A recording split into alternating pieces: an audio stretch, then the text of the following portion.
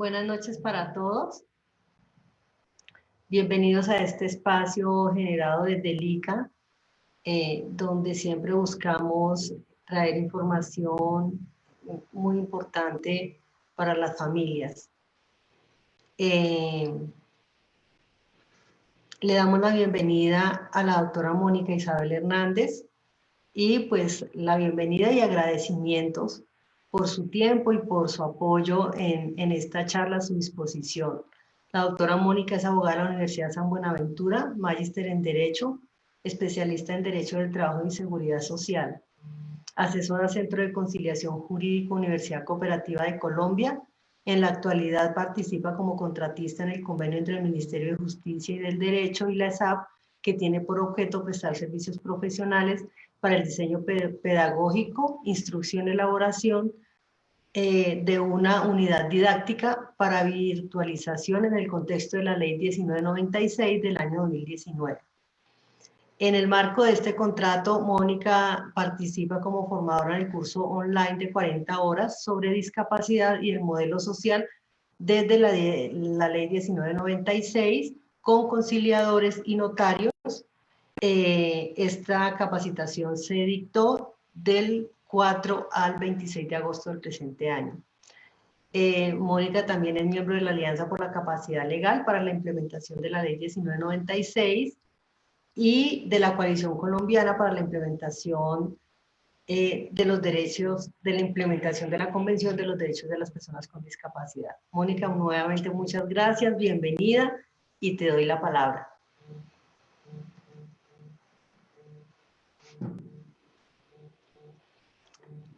Habilita el micrófono, Mónica. Buenas noches, doctora Betty. Pues muchas gracias por la invitación. Me siento muy complacida de hacer esta participación con la Liga Colombiana de Autismo. Es un aporte que quiero hacer desde mi experiencia y mi conocimiento frente al tema de discapacidad.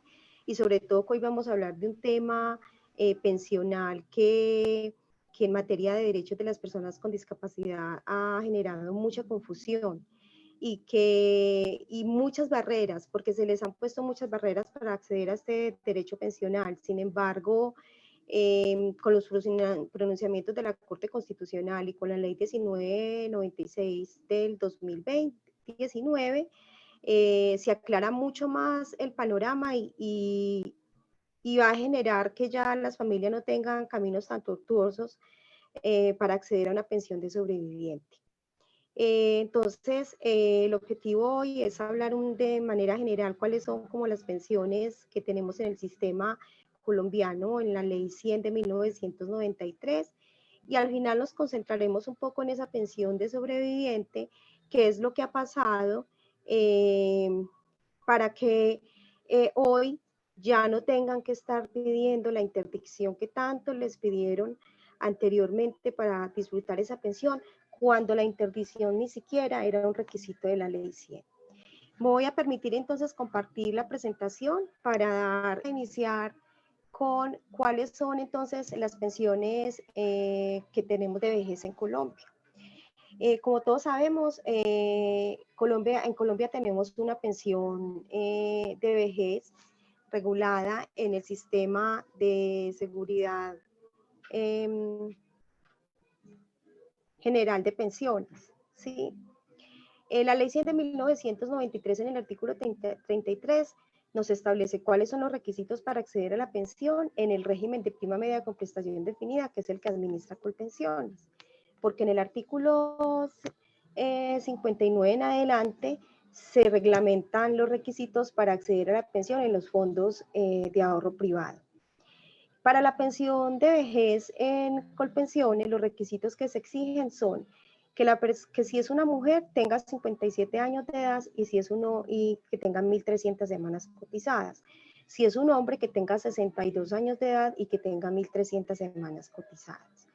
En el régimen privado, el principal requisito para obtener la pensión de vejez es tener un capital acumulado. Sin embargo, ese fondo privado establece una garantía de pensión mínima de vejez cuando ya la persona llega a la edad de 57 si es mujer o 62 si es hombre, y con 1.150 semanas cotizadas pueden acceder a la pensión, que generalmente es la pensión mínima que establece la ley para ese régimen.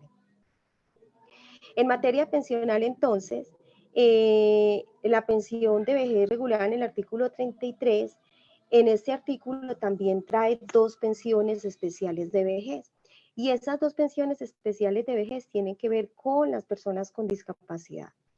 Una primera pensión es la consagrada para personas con discapacidad que tengan una calificación igual o superior al 50% y que tengan 55 años de edad y 1.000 o más semanas cotizadas.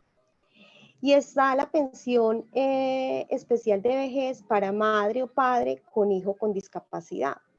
Para esta pensión se requiere que entonces la madre o el padre tengan en la actualidad 1.300 semanas cotizadas. Si tienen las 1.300 semanas, si tienen un hijo con discapacidad con una calificación igual o superior al 50%, tienen derecho a la pensión especial de vejez siempre que se demuestre la dependencia del hijo. Y no solo la dependencia económica, sino la dependencia en el cuidado, porque el objetivo de esta pensión es precisamente que esa madre o ese padre puedan recibir un recurso anticipado para que pues se dediquen a el cuidado de ese hijo y que garanticen que ese hijo pueda participar en un proceso, en sus procesos de rehabilitación y que pueda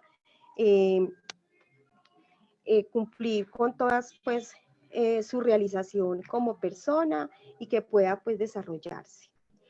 Esta pensión entonces especial de vejez, el único límite que tiene es que si ese padre o esa madre una vez obtenida esa pensión especial de vejez se vinculan laboralmente, pierden, le suspenden nuevamente la pensión y pierden ese derecho. Pero aquí hay un asunto muy importante y es que siempre para estas pensiones nos piden la certificación de pérdida de capacidad laboral, ¿cierto?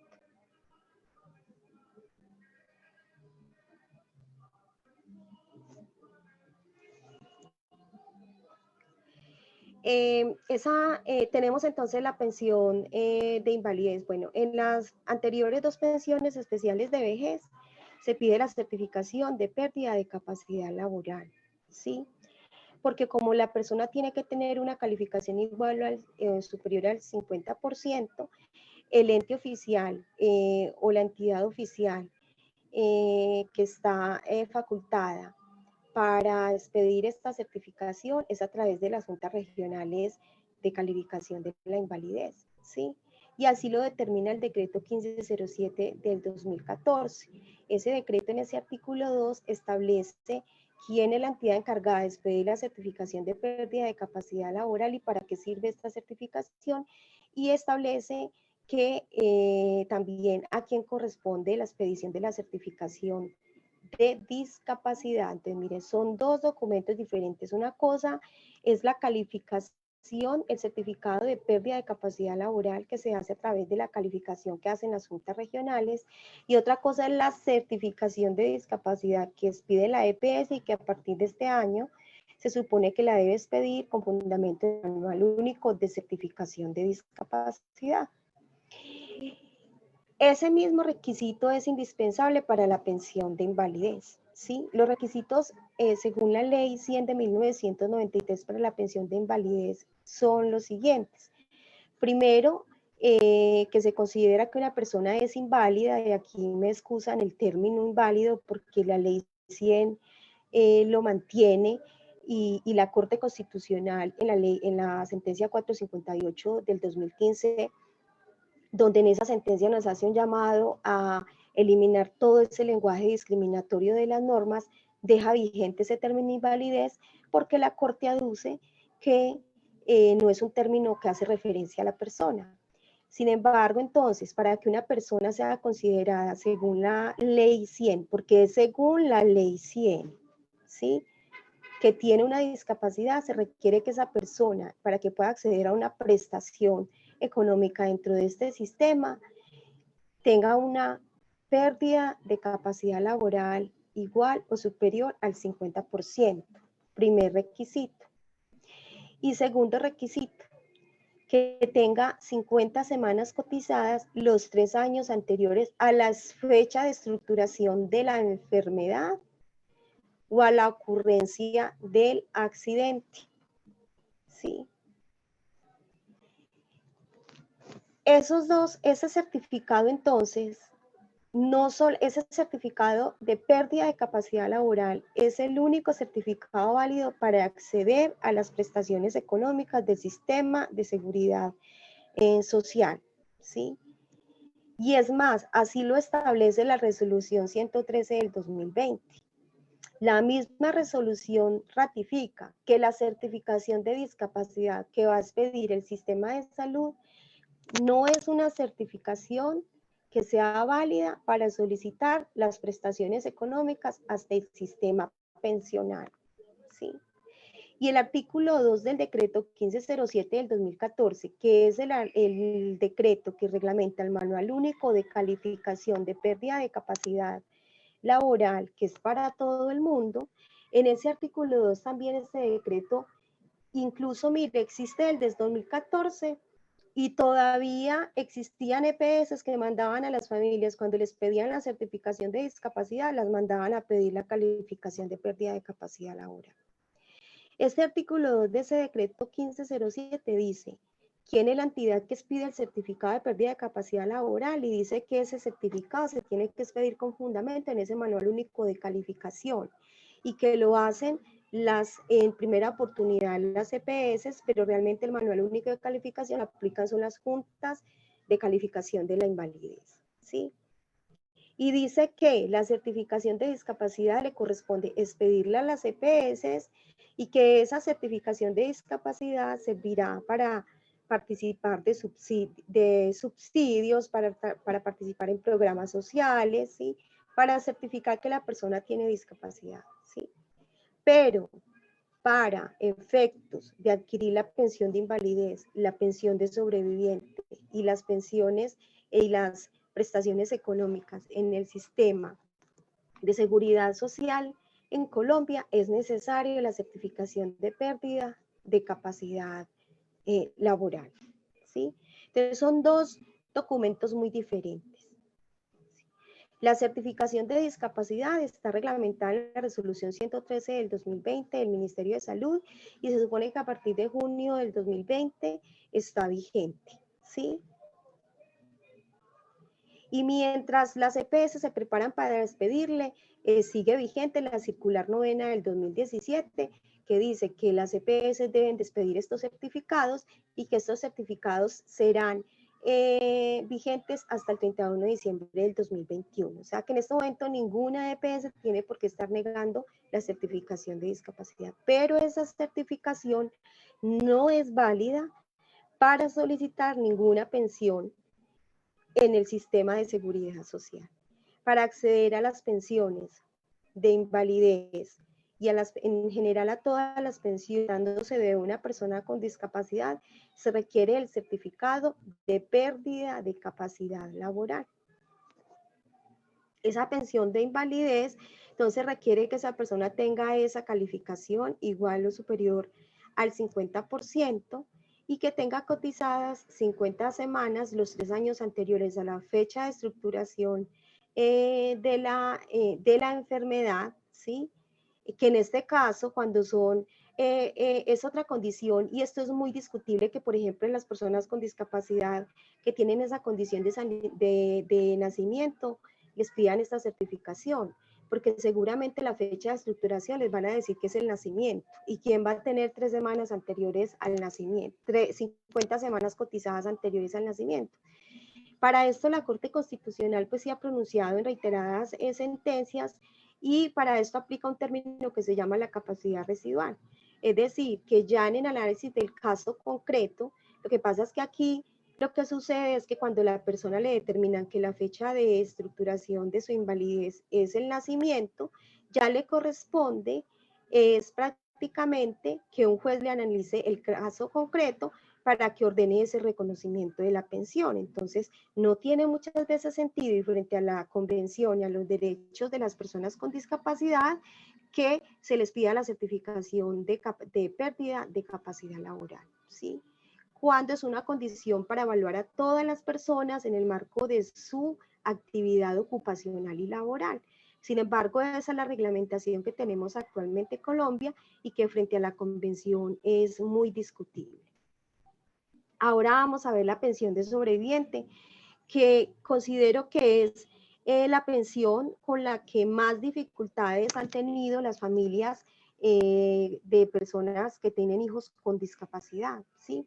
Y sobre todo que aquí siempre está la pregunta de las mamás de que no, que es que si cuando estos jóvenes están en proyectos de inclusión laboral, donde les están formando para el trabajo, entonces la gran pregunta aquí que tienen la mayoría de los padres es, pero es que si mi hijo ingresa al trabajo, entonces va a perder mi pensión de sobreviviente, ¿sí?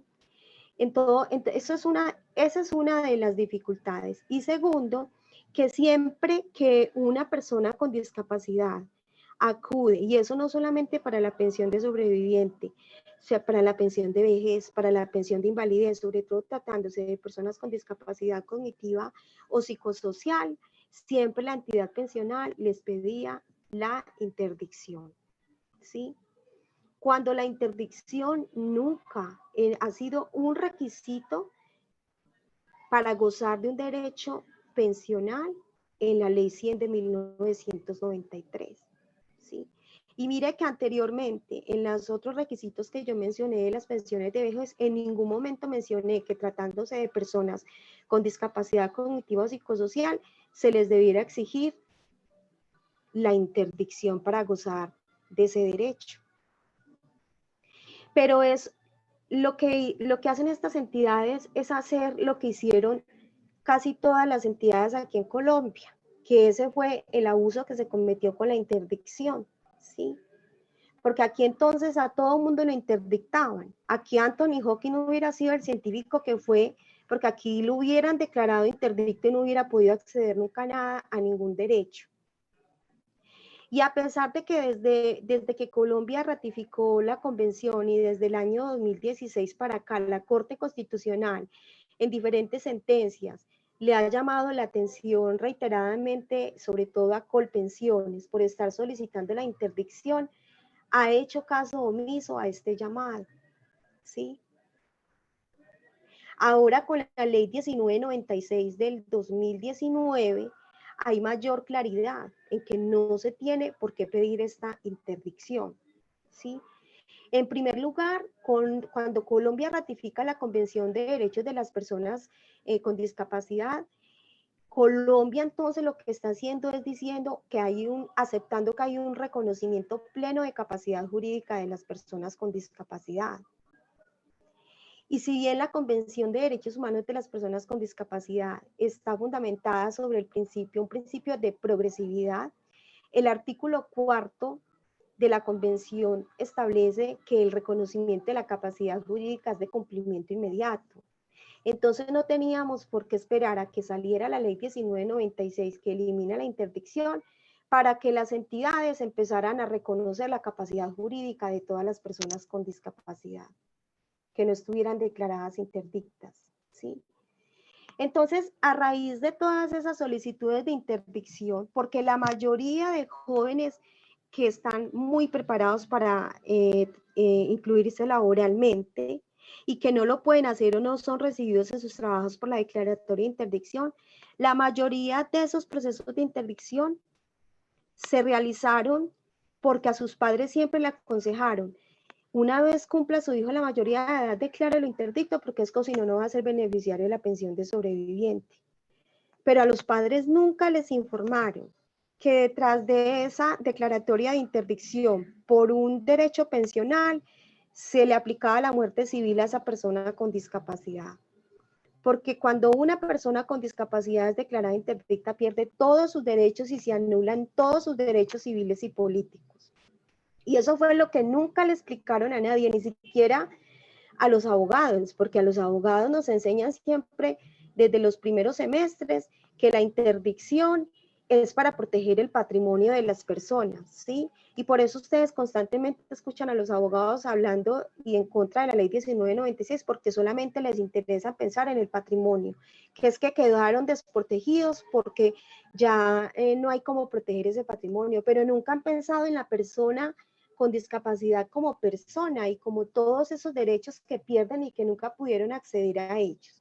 Entonces, en razón a ese derecho pensional, hubo mucho, y no solo el derecho pensional, también a los subsidios, muchas declaratorias de interdicción que en este momento muchos de esos jóvenes no pudieron ingresar a la vida laboral por tener esa declaratoria de interdicción en razón de una pensión. La mayoría de juzgados de familia del país, el 80% de las solicitudes de procesos de interdicción que cursaban en esos juzgados al momento de sancionar la ley 1996 eran procesos de interdicción, solicitudes de interdicción para presentar la sentencia de interdicción a Colpensiones, para que Colpensiones les reconociera la pensión. Entonces, eso es totalmente injusto cuando ni siquiera la ley 100 de 1993 exige como requisito para acceder a un derecho pensional la declaratoria de interdicción, ¿sí?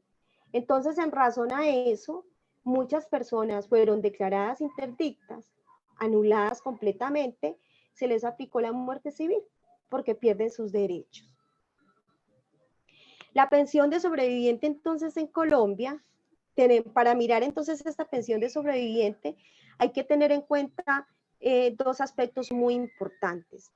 Cuando se trata de la muerte de un afiliado y cuando se trata de la muerte de un pensionado, porque cambian los requisitos, ¿sí?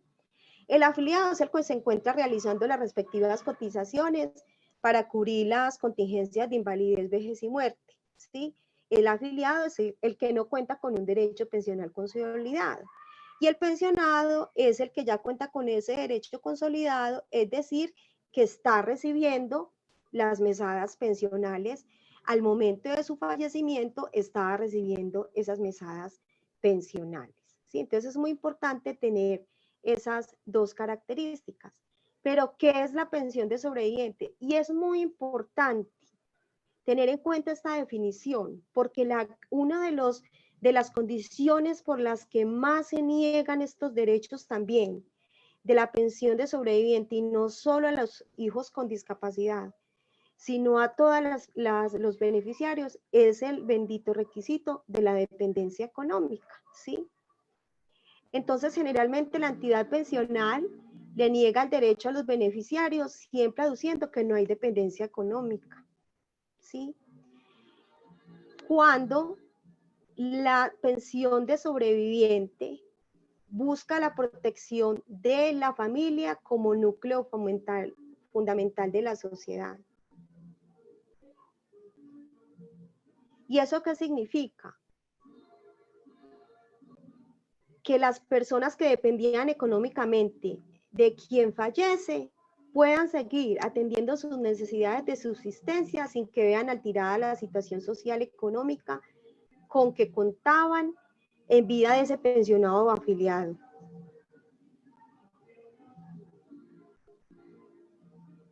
Por eso la ley prevé entonces que no todo el mundo es beneficiario y todos los familiares son beneficiarios de la pensión de sobreviviente, no.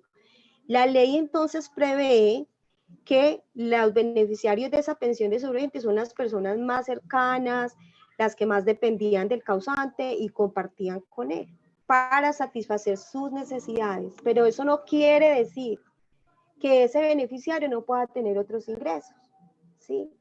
Porque generalmente lo más fácil para la entidad pensional es que casi siempre esta pensión de sobreviviente las personas la tienen que alegar siempre ante un juez, porque se las niegan por cualquier... Igual pasa con la pensión especial de vejez, ¿sí? A los padres y madres que cumplen con las 1.300 semanas y acuden a solicitar esa pensión de vejez, generalmente se las niegan porque no hay dependencia económica. Cuando van los beneficiarios a solicitar la pensión de sobreviviente, se la niegan que porque no hay dependencia económica. Ahorita vamos a ver que esa dependencia económica no debe ser total. ¿Quiénes tienen entonces derecho a la pensión de sobreviviente?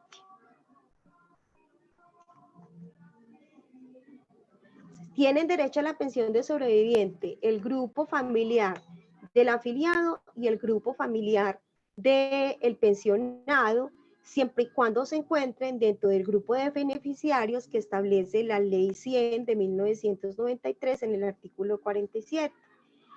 Y dice, esa ley dice que hay unos beneficiarios, que son beneficiarios la cónyuge o compañera permanente de forma vitalicia si la cónyuge o compañera permanente tiene 30 o más años de edad, ¿sí? Y entiéndase acá que compañeros y compañera permanente se tiene en cuenta también las parejas del mismo sexo.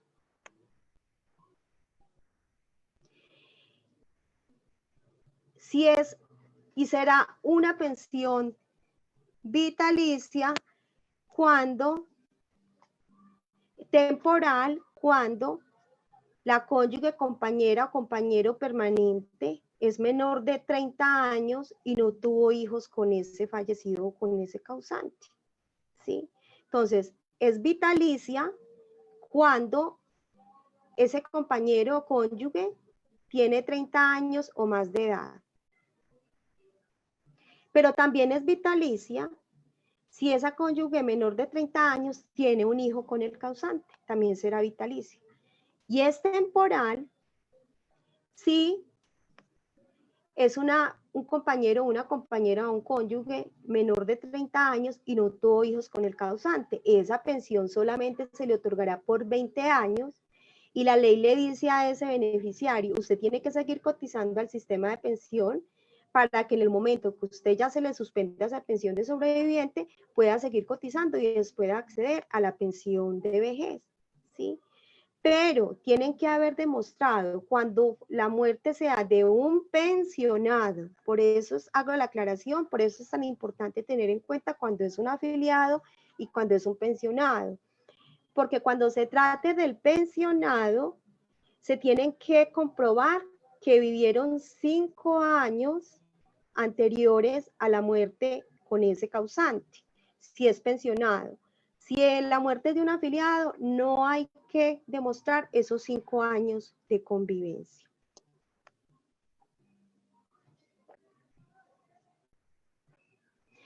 Recuerden también que son beneficiarios si el cónyuge de la cónyuge tenían una compañera permanente y tenían una vida simultánea con la cónyuge y la compañera, la pensión de sobrevivientes se dividirá entre las dos en proporción al tiempo que haya convivido con ellas.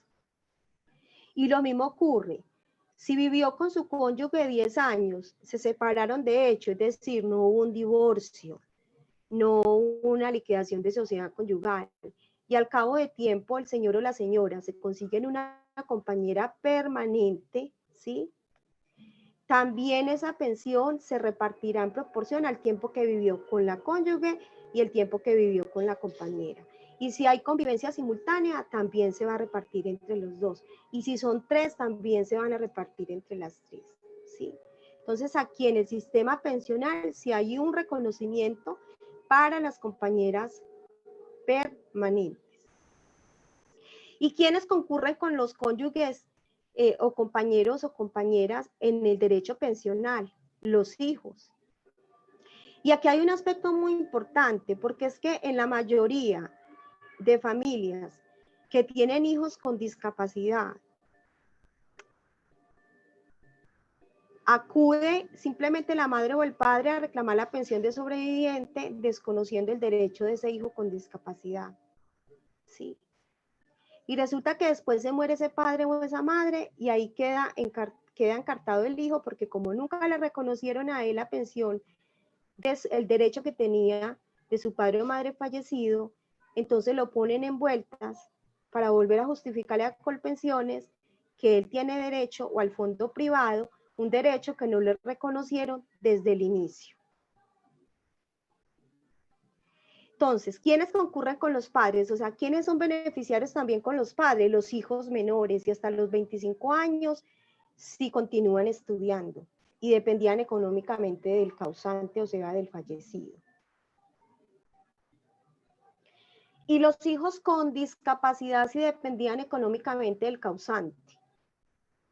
El único requisito es que tengan una calificación igual o superior al 50% y que dependían económicamente del causante. Porque ese requisito que yo pongo ahí, que no tengan ingresos adicionales, la Corte Constitucional lo declaró inexequible, es decir, que ya no existe ese requisito con esta sentencia C066 del 2016. Porque ese es el requisito que más preocupación le causa a los padres de los hijos con discapacidad que están en proceso de inclusión laboral, ¿sí? Claro, porque al decir que no tienen ingresos adicionales, entonces, ¿qué decía? Si mi hijo empieza a trabajar y yo fallezco, le van a negar la pensión porque él está recibiendo un salario. Ese requisito lo eliminó la Corte Constitucional, fundamentalmente porque no era igualitario frente a los otros, porque ni a los cónyuges, ni a los hermanos, ni a los demás beneficiarios les tenían ese requisito de que no tuvieran ingresos adicionales. Entonces, primero, en términos pues, de igualdad en el tratamiento de los beneficiarios, y segundo, porque, ¿qué dice la Corte Constitucional? Eso es negarle la posibilidad de que una persona con discapacidad se supere y pueda participar en el mundo laboral.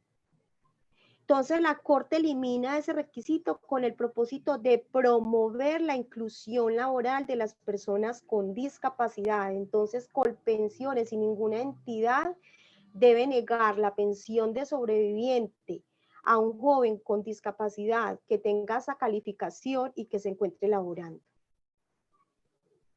Porque puede que ya no exista este requisito, pero lo más seguro, y sé que ustedes conocen casos donde, como ya no existe este requisito, la entidad pensional, cuando el hijo se encuentra trabajando, le dicen, no, pero es que no hay dependencia económica, ¿sí?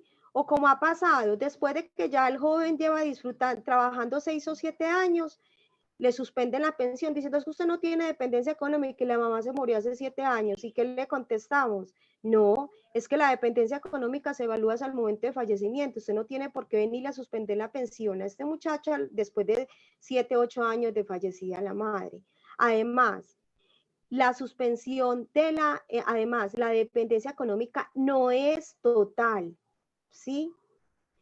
Y el hecho de que la persona tenga un ingreso no significa que no haya dependencia económica.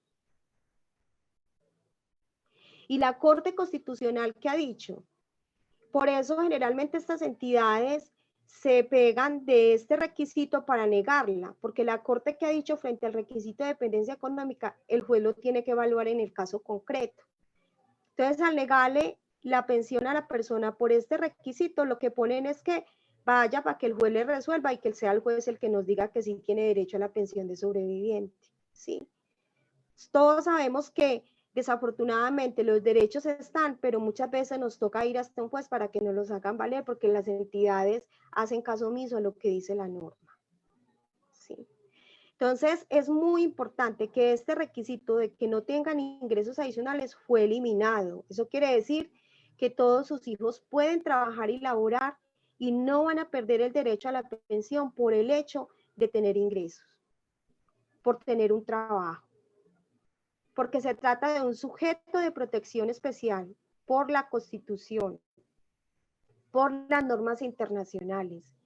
Y el Estado lo que tiene que garantizar y promover es la superación y que estas personas se puedan incluir y participar en la sociedad. Y una manera de incluir y participar en la sociedad, como lo dice la Corte en esta sentencia, es a través de la inclusión laboral de las personas con discapacidad, que puedan ejercer el derecho al trabajo, ¿sí? Entonces, ese requisito ya fue eliminado desde el año 2016, ¿sí? Entonces, los únicos requisitos que se piden para que un hijo con discapacidad sea beneficiario de la pensión de sobreviviente, cuando el que fallece es un afiliado, cuando el que fallece es un pensionado, es que tenga una calificación igual o superior al 50% de pérdida de capacidad laboral, que es ese certificado que piden las juntas regionales o nacionales de calificación de invalidez, ¿sí? Y que dependan económicamente, ¿sí? pero ese otro requisito no tiene, ya no es válido y no existe.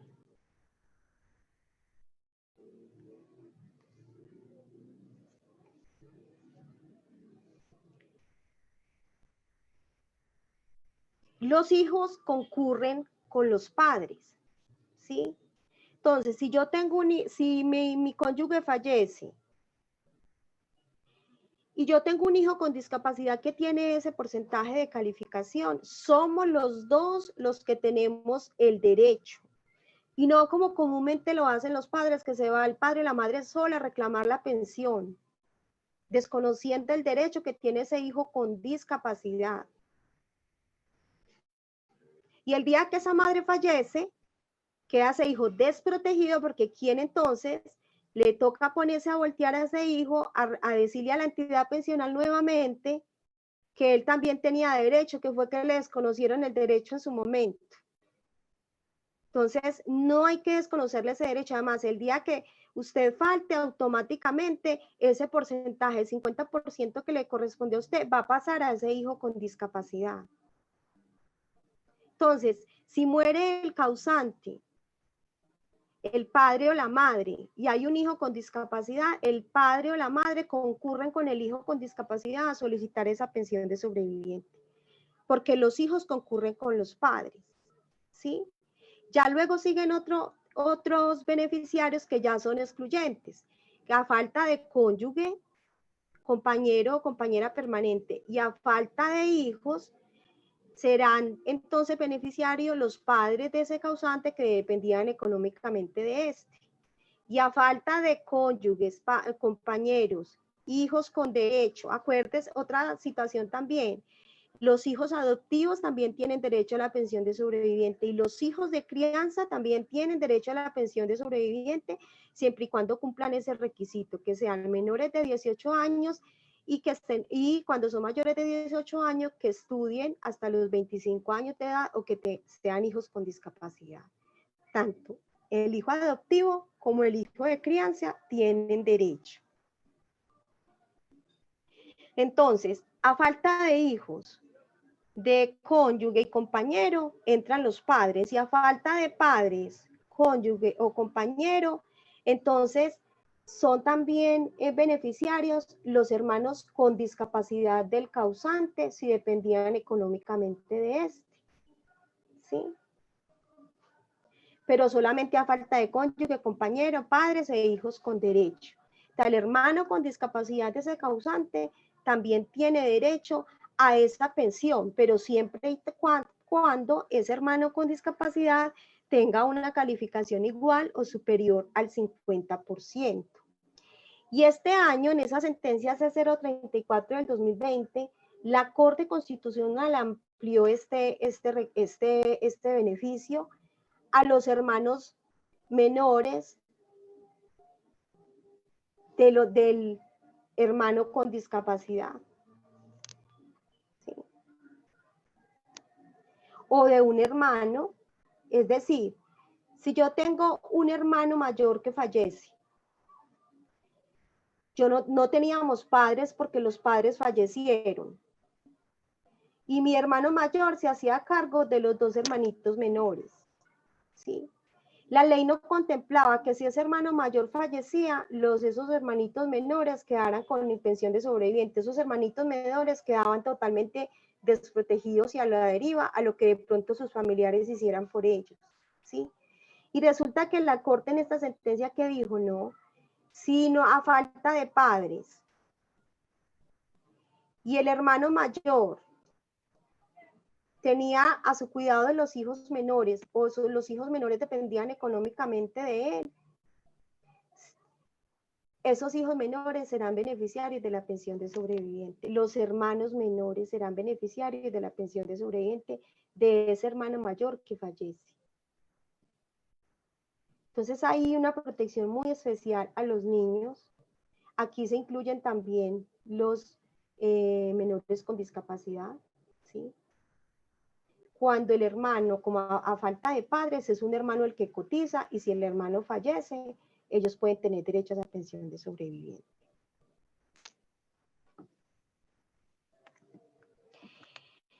Los requisitos entonces para la pensión de sobreviviente es primero que los miembros del grupo familiar, del pensionado o del afiliado hagan parte de ese grupo de beneficiarios que les acabé de explicar.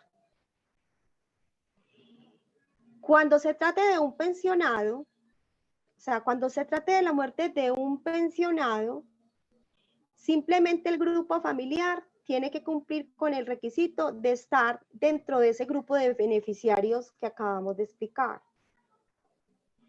Pero si quien fallece es el afiliado, ¿sí? Ese grupo familiar tiene que encajar dentro de ese grupo de beneficiarios, pero adicionalmente, ese afiliado tuvo que haber cotizado 50 semanas dentro de los 3 últimos años anteriores al fallecimiento. ¿Sí? Cuando muere un pensionado no se piden semanas de cotización, pero cuando muere un afiliado se le pide que tenga 50 semanas anteriores al fallecimiento, 50 semanas cotizadas en los 3 últimos años anteriores al fallecimiento. El otro requisito es que haya dependencia económica.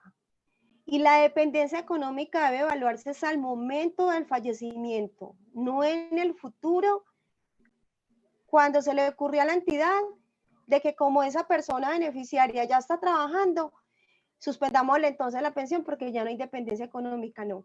La dependencia económica se evalúa al momento del fallecimiento, cuando se hace la solicitud del derecho.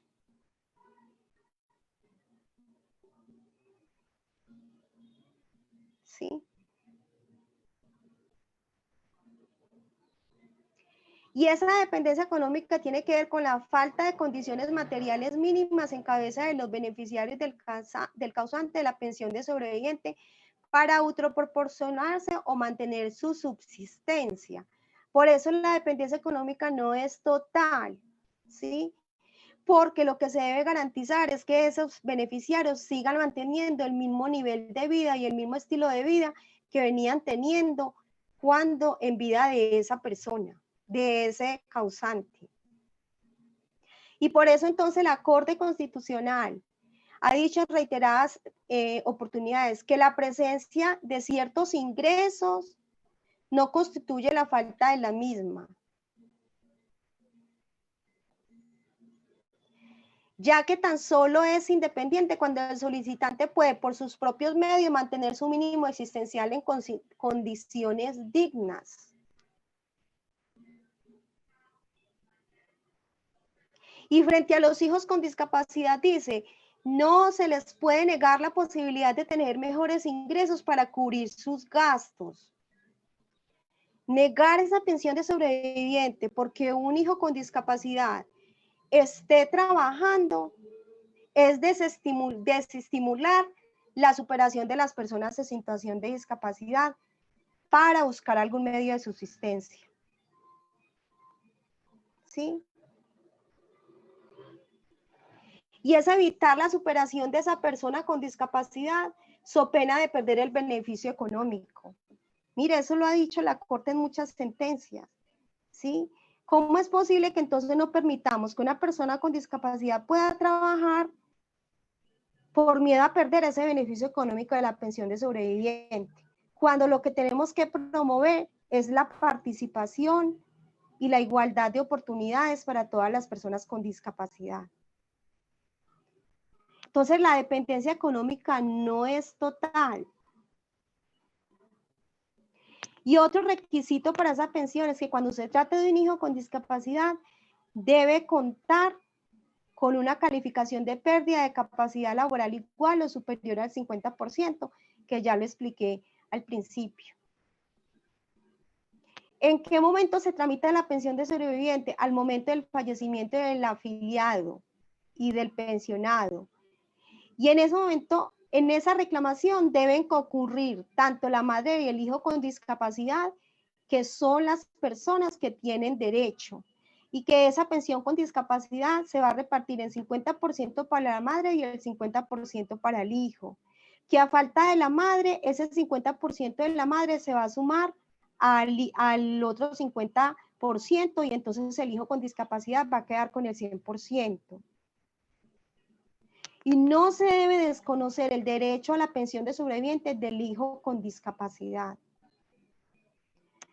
Eso es entendible porque por tanto trámite, por la interdicción que les pedía Colpensiones, pues muchos padres más bien preferirían acudir solos a reclamar ese beneficio, ¿sí? Pero al momento de fallecer, el problema que se le convertía al hijo con discapacidad que no fue reconocido en su momento con ese derecho para que vuelva a inicie los trámites en esa entidad pensional. Entonces es muy importante que la persona con discapacidad o ese hijo con discapacidad que también es beneficiario de la pensión de sobreviviente acuda en concurrencia con ese padre o esa madre a reclamar esa pensión de sobreviviente. ¿Qué ha pasado entonces con los fondos de pensiones y el reconocimiento de la capacidad jurídica? En reiteradas oportunidades, la Corte Constitucional ha llamado mucho la atención a estas entidades, ¿sí? En el sentido de que no tenían por qué pedir la interdicción, porque es que, fíjense que yo les acabo de decir cuáles son los requisitos para acceder a la pensión de sobreviviente, y en ninguno de esos requisitos mencioné la interdicción, porque es que ese requisito no es indispensable para gozar de la pensión de sobreviviente. Es que no es un requisito establecido en la Ley 100. Y yo en ningún momento se los mostré dentro de los requisitos para acceder a ninguna pensión. En la última sentencia, y es una sentencia muy importante porque fue una sentencia que se expide después de promulgada la Ley 1996 del 2019, ¿sí? Donde nuevamente la entidad pensional le pide la interdicción a una persona con discapacidad. Y aquí la Corte Constitucional entonces le dice a Colpensiones, usted no puede suprimir con sus procedimientos, porque es que no es la ley, no es un requisito de la ley. Y dice, usted no puede suprimir con sus procedimientos, es decir, usted no se puede inventar requisitos para suprimir la autonomía y la capacidad jurídica y la voluntad de la persona con discapacidad. Y menos debe suspender el pago de su única fuente de ingresos para mantener una vida digna. Vuelve y le reitera a Colpensiones y a las administradoras de pensiones, ustedes no pueden inventarse en ese requisito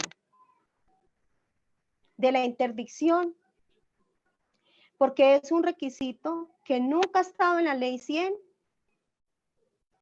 y que además sustituye la voluntad y preferencia de las personas y es contraria a la Ley 1996. Además, la Ley 1996 en el artículo 53 dice que a partir de su promulgación, ninguna entidad pública y privada deberá solicitar la interdicción para ningún trámite.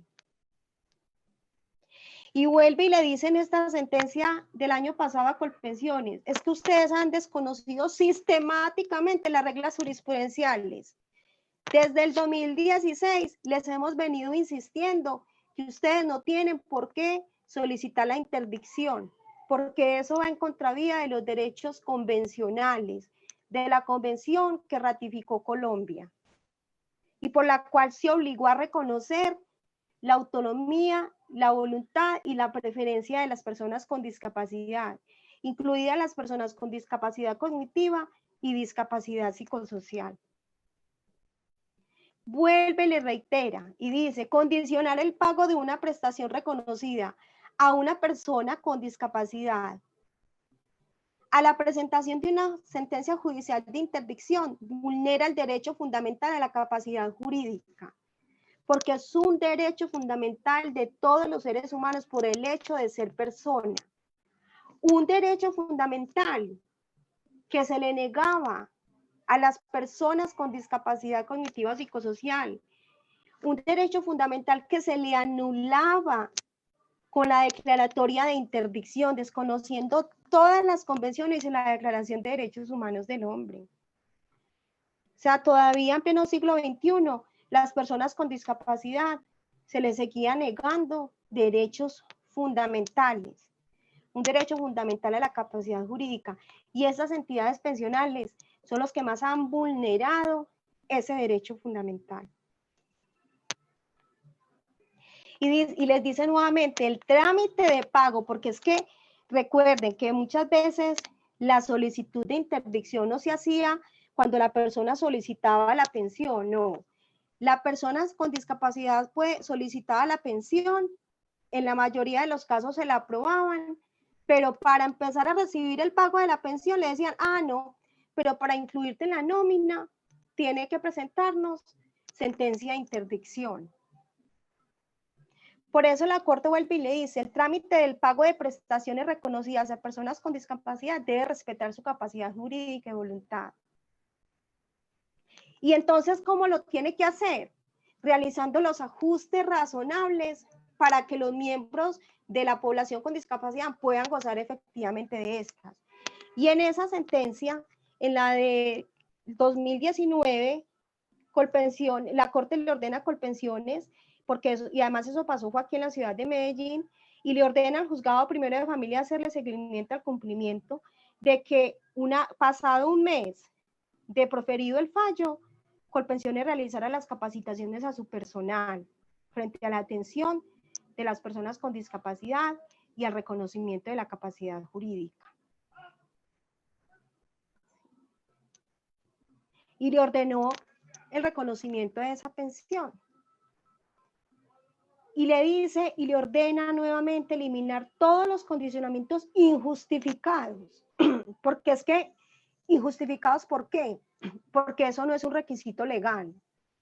Porque la interdicción nunca fue un requisito legal para acceder al goce efectivo de las prestaciones económicas reconocidas en el sistema de seguridad social en pensiones. Y le dice, ustedes deben de acoger fórmulas que respeten los derechos fundamentales.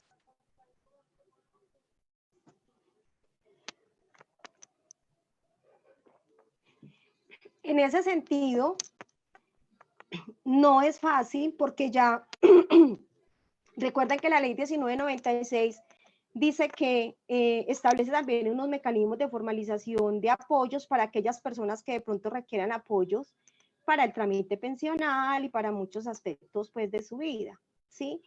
Pero la ley 1996 establece que estos apoyos son voluntarios y no son obligatorios.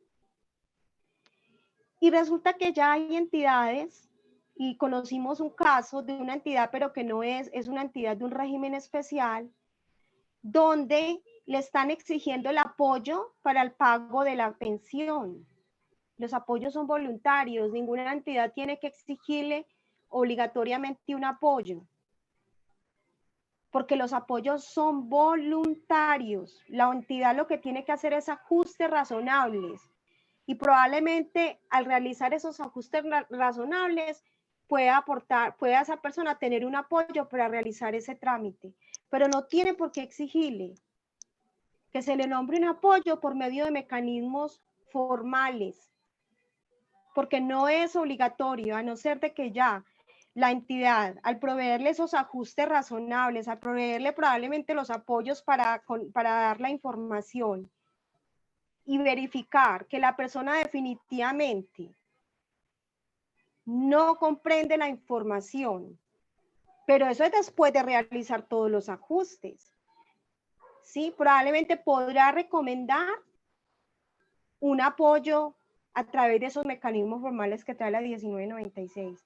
Pero en principio, ninguna entidad tiene por qué exigirle un apoyo a una persona con discapacidad para poderle brindar un servicio. Porque volvemos a incurrir en lo mismo, porque entonces todas las personas van a tener que demandar ante el juez que le asignen un apoyo para poder acceder a la pensión. Y de eso no se trata, porque los mecanismos formales van a ser la excepción y sobre todo el de adjudicación de apoyos ante un juez. Entonces, ninguna entidad, incluyendo las entidades administradoras de pensiones, deben obligar a que se tenga que tener un apoyo a través de un mecanismo formal para poderle atender y recibir la solicitud pensional.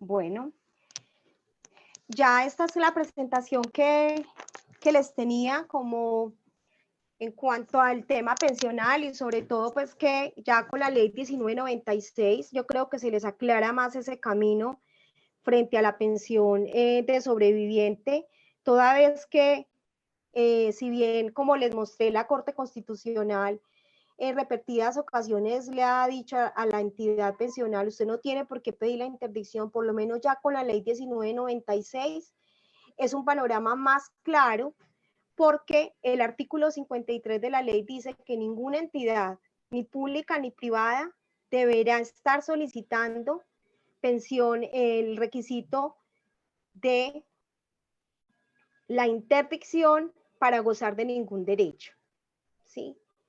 Y en general, para ningún derecho pensional se le debe exigir el requisito de la interdicción. Y ahora que está en vigencia la ley 1996, no podemos tampoco, y eso hay que empezar, si tienen alguna dificultad con eso, de que la entidad pensional también empiece a sujetar el servicio de atención a que la persona tenga que llevar un apoyo de acuerdo con los mecanismos de formalización de apoyos que trae la ley 1996, que son los acuerdos de apoyo y las directivas anticipadas ante notarías y ante centros de conciliación, o el proceso de adjudicación de apoyos ante el juez de familia. Entonces, no es obligatorio. Y la ley 1996 establece en el artículo 6 la presunción de capacidad legal, ¿sí? Y dice que se presume la capacidad legal de todas las personas con discapacidad, tengan apoyos o no, ¿sí? O sea, no es obligatorio que ahora entonces todas las entidades, y sobre todo tratándose de personas con discapacidad cognitiva, empiecen a sujetar la prestación de un servicio a que la persona tenga que presentar un apoyo a través de un mecanismo de formalización de apoyos establecidos en la ley 1996. Hasta aquí mi presentación, doctora Betty, si ya tenemos pues que responder algunas preguntas al público. Tiene el micrófono apagado, doctora Betty. Tenemos bastantes preguntas, doctora Mónica, bastantes. Entonces, no sé, pues vamos a ir haciendo algunas y usted me dirá hasta qué horas podemos estar o cuántas preguntitas, porque ya tenemos las 8:30. Usted me dice hasta qué horas podemos. Unos 15 minutos más, doctora. Ok, listo, bueno. Entonces voy a dejar una primera pregunta que me la enviaron una familia cuando publicamos la invitación y dice, cuando la madre es fallecida, la madre tenía pensión, nadie ha reclamado la pensión. ¿Es posible hacer el trámite para esa pensión para su hijo con discapacidad y su hijo no tiene un diagnóstico directamente de la EPS, sino un diagnóstico de una psicóloga particular? Pero el hijo con discapacidad es hijo de la persona fallecida. Sí. Bueno, sí, ella puede reclamar la pensión de sobreviviente porque el derecho pensional no prescribe, es decir, nunca caduca, ¿sí? Lo que sí le va a prescribir a ella son las mesadas pensionales de todos esos años, porque solamente le reconocerán las mesadas pensionales de los 3 años anteriores a la aprobación de esa pensión de sobreviviente, ¿sí? Porque lo que sí prescribe son las mesadas, es decir, ella no va a recuperar las mesadas de todos esos años donde ellos no reclamaron el derecho, es decir, desde el momento en que fallece la madre. Entonces sí pueden solicitar la pensión de sobreviviente, pero tienen que tener la calificación de pérdida de capacidad laboral que hace la Junta de Calificación de Invalidez. Y solo si en esa calificación le da una calificación igual o superior al 50%, pueden acceder a la pensión de sobreviviente. Okay. Pero ese certificado no le sirve ni el certificado de la EPS ni el certificado del psicólogo. En eso sí es muy claro. Y eso está claro en el decreto 1507 del 2014, en la ley 100 y en esa resolución 113 del 2020. Se aclara nuevamente que no, el certificado de discapacidad emitido por una EPS es un certificado que no sirve para reclamar prestaciones económicas ante el sistema de seguridad social. Bueno, gracias. Dice, otra pregunta. ¿La pensión especial de vejez aplica solo para padre o madre? Si están ambos, ¿no aplica? Siempre y cuando aplica si hay dependencia económica. Sí, o sea, cuando hay padre y madre, generalmente uno de ellos dos está en casa cuidando a esa persona con discapacidad, ¿sí? Ahí lo que se establece es que el padre que tenga las 1.300 semanas puede solicitar ese derecho porque el hijo y su madre dependen económicamente de él, ¿sí? La cuestión que ha pasado ahí, que generalmente, y los casos que he conocido, es que la entidad, o por lo menos aquí en Medellín, la entidad pensional, cuando hay padre y madre, niega la pensión aduciendo que no hay dependencia económica, que porque está la madre cuidando al hijo en casa. En ese caso, siempre les ha tocado acudir a la jurisdicción laboral.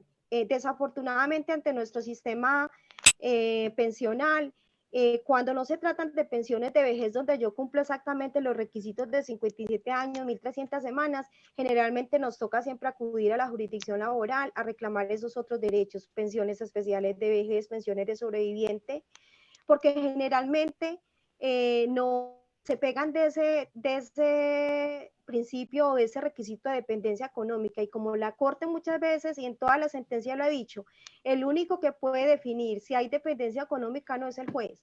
Entonces la entidad lo que ha hecho en estas pensiones especiales de vejez, sobre todo por los casos que he conocido aquí en Medellín, es que le han negado, así incluso conocí un caso de una persona que tenía 1.400 semanas, y le dijeron, no, es que no hay dependencia económica porque es que para eso está la madre cuidando el hijo en casa.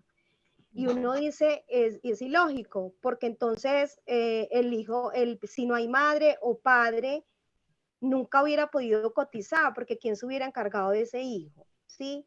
Entonces el requisito no especifica que es que sea solamente el padre solo o la madre sola. ¿Sí? Sí. Hay casos donde se ha reconocido, pero generalmente cuando eso les pasa, les toca prácticamente acudir con un juez y el juez efectivamente aprueba la pensión. Ok, listo. ¿Debe ser madre cabeza de hogar para acceder a la pensión especial o no es necesario?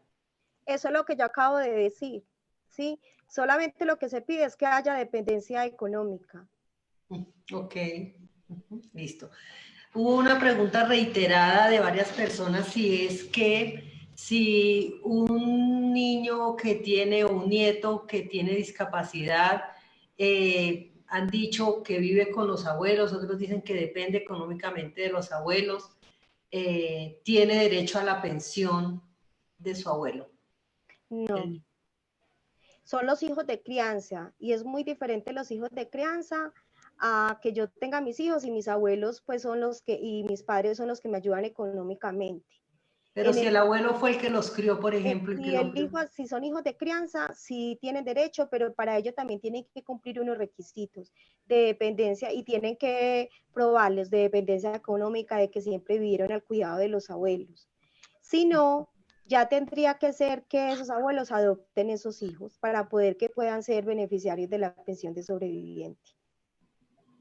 Bueno, acá dice, una persona con discapacidad psicosocial puede perder la pensión de invalidez si está estable, pero sigue medicada y con el mismo diagnóstico.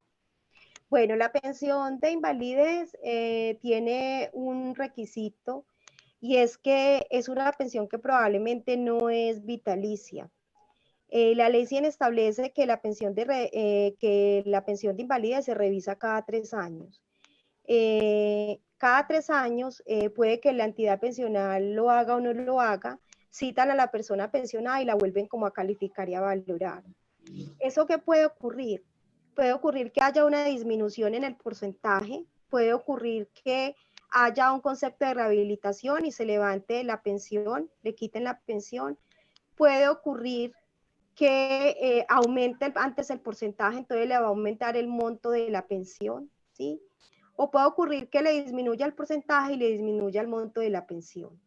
Pero la ley establece como requisito que las entidades, tanto las ARL como los fondos de pensiones, cada 3 años revisan la persona. Otra cosa es que la entidad pues cumpla con ese requisito, pero en cualquier momento una persona con pensión de invalidez la pueden volver a valorar. Muchas veces la persona cuando le llega la citación dice, ah, yo no voy a asistir por allá. Creen que eso se queda así y ya no. La ley dice que si transcurrido 3 meses y la persona no se presenta a la citación que le hace la entidad para hacer esa valoración, le pueden suspender el pago de la pensión. Y pasado 12 meses pueden revocarle la pensión. Y en el caso de que le haya un levantamiento de la pensión porque hubo un concepto favorable ya de rehabilitación, entonces le quitan la pensión, la persona si considera que ella todavía continúa con la pérdida, puede volver a solicitar la calificación, pero con sus propios recursos para demostrarle al sistema pues que ella todavía tiene esa condición. Pero la verdad es que la pensión no es vitalicia y se puede revisar, ¿sí? Entonces, si una persona, que es muy complejo, de todas maneras, una persona con una discapacidad psicosocial generalmente son condiciones que, o cuando tienen enfermedades degenerativas, por ejemplo, son condiciones que antes por mejorar, probablemente con el tiempo se van volviendo antes más crónicas. Entonces, no es tan fácil. Probablemente estas revisiones pueden operar mucho cuando ya se tratan de accidentes, porque hay personas que probablemente después de un accidente quedan con una pensión de invalidez, pero en el proceso de rehabilitación que le hacen se vuelve a recuperar plenamente y ahí es muy fácil que ocurra el levantamiento de la pensión. Pero cuando se trate de esas condiciones de discapacidad psicosocial, enfermedades degenerativas, generalmente en esas revisiones el porcentaje aumenta. Por el contrario, les aumenta la pensión. Ok.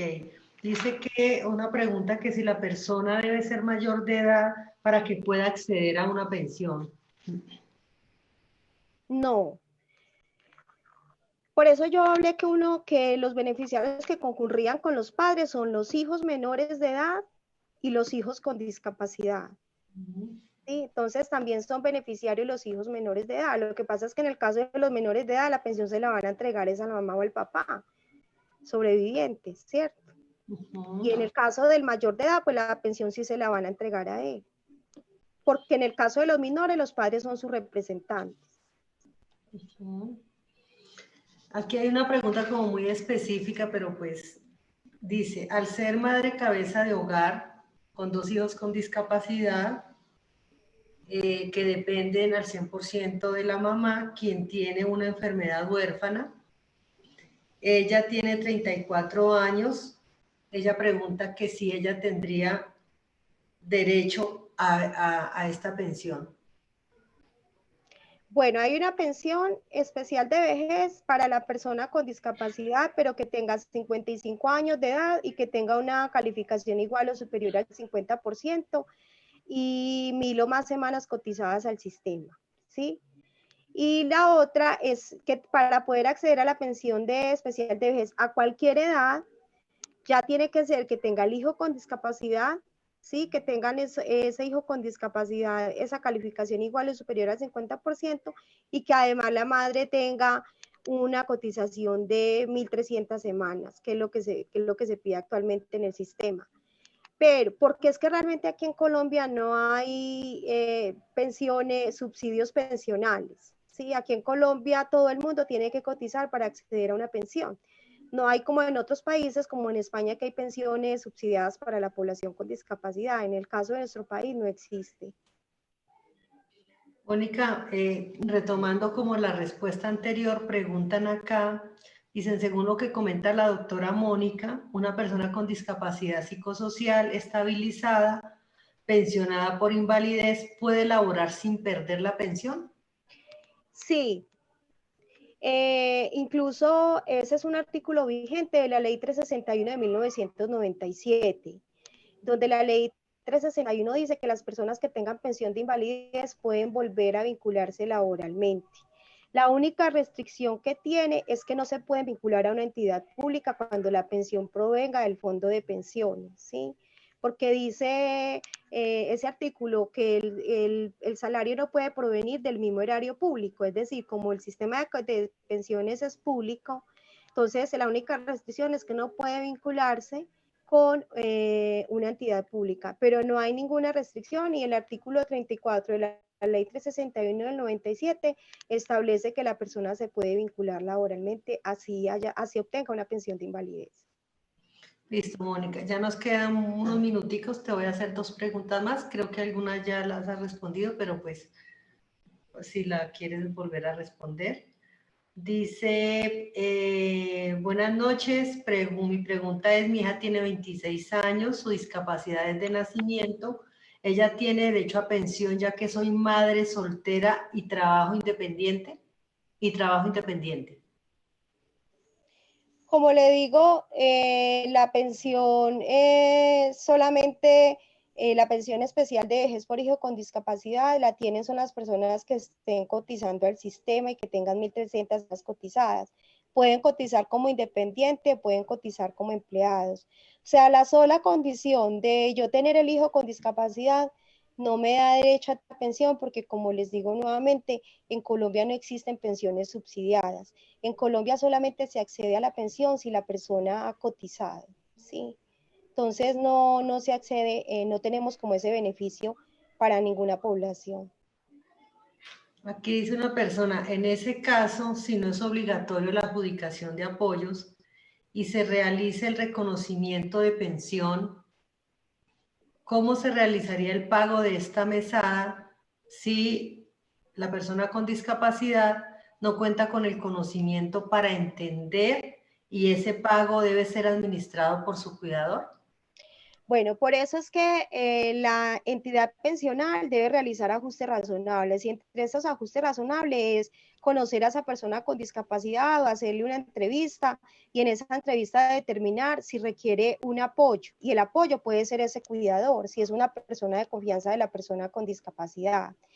Pero si realmente ven que la persona no tiene una persona de confianza ni una relación de confianza con ese apoyo, y es una persona que definitivamente aún brindándole los ajustes, dándole la información en un lenguaje sencillo, no tiene esa posibilidad, es cuando se puede acudir al proceso de adjudicación judicial de apoyos. Lo que pasa es que hay que brindarle todos los ajustes y para el funcionario es muy fácil determinar de entrada con la información que le dan que no tiene derecho, ¿sí? Y es el caso que vimos de la entidad bancaria que le negó el derecho a la persona con discapacidad que porque le hicieron una entrevista y no sabía responder, pero qué ajustes razonables hizo para que esa persona pudiera responder la entrevista. Entonces, no es que a primerazo, pues entonces ya vaya pues para el proceso de adjudicación de apoyos, porque ese proceso es cuando la persona está absolutamente imposibilitada. Ahí lo que tiene que establecer las entidades pensionales es realizar la formación a su personal, ¿sí? Y realizar los ajustes. Y uno de esos ajustes está en que la persona pueda tener un apoyo para el momento de ese trámite pensional o para recibir el pago de la pensión. Y ese apoyo esa persona la puede ella misma definir, ¿sí? Si ella llega con el apoyo, pues es el apoyo el que le va a acompañar en ese proceso de pago. Pero si no tiene una relación de confianza, si ven que ya es una persona que tendrá que acudir al proceso de adjudicación de apoyos. Pero no es obligatorio solicitar la valoración de apoyos. Mónica, ya la última. Tengo las semanas más no la edad. ¿Puedo pensionarme dada la discapacidad de mi hijo? Si tiene las 1.300 semanas, puede solicitar la pensión de invalidez, solo que el hijo sí tiene que estar calificado con una discapacidad igual o superior al 50%, con una pérdida de capacidad laboral igual o superior al 50%. Entonces puede solicitar efectivamente la pensión porque el requisito que se pide es las semanas y no la edad. Se pueden pensionar a cualquier edad si tienen las 1.300 semanas cotizadas. Listo. Doctora Mónica, mil gracias nuevamente. Sus aportes han sido súper importantes y creo que muy necesarios. Es un tema donde hay muchas dudas de las familias. Entonces agradecerle pues el tiempo que nos ha dedicado y nada, pues esperamos que en otro momento nos puedas volver a Pues bueno, yo creo que ustedes como institución deben apoyar mucho a las familias en esto porque si no es la interdicción se inventan otra cosa, ¿sí? Porque desafortunadamente ya hemos empezado a ver casos donde les están exigiendo apoyos obligatorios y sabemos que la ley no los exige como obligatorios, entonces también hay que empezar como apoyar a las familias en eso para que también ellas aprendan cómo reclamarle a la entidad.